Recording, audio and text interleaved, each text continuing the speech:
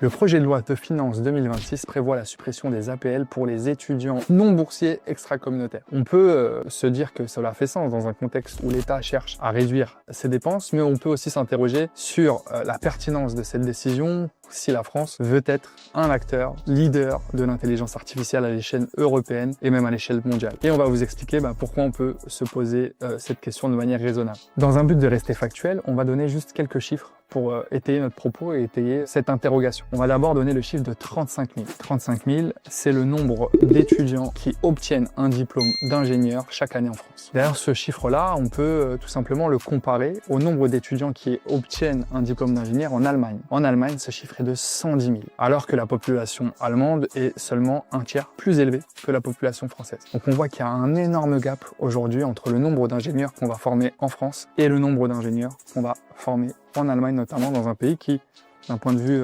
industriel, est concurrent. Aussi, après avoir évoqué ce chiffre, on peut tout simplement se dire, et là c'est basé plus sur l'observation, pour ceux qui ont travaillé dans les directions des systèmes d'information, donc les directions qui vont porter des sujets autour de l'intelligence artificielle, on se rend très vite compte qu'on a énormément de personnes qui viennent des quatre coins du monde, et très souvent d'Afrique du Nord et d'Afrique subsaharienne. Et c'est logique compte tenu des relations que la France entretient avec ses anciennes colonies. La France représente, pour énormément d'étudiants qui viennent des anciennes colonies françaises, une porte de sortie pour pouvoir tout simplement étudier, à travers aussi un système social qui est généreux, mais pour surtout rejoindre des grands groupes français qui vont faire aussi le développement des entreprises françaises. Un exemple est assez marquant, on se rend bien compte qu'aujourd'hui, dans l'école polytechnique, le plus fort contingent d'étudiants étrangers vient du Maroc. Et donc, à l'heure où, en France, on s'interroge sur notre compétitivité qui peut être atteinte notamment par l'excellence sur des domaines clés, sur des domaines stratégiques comme l'intelligence artificielle, le fait de demain, dans une compétition qui est internationale,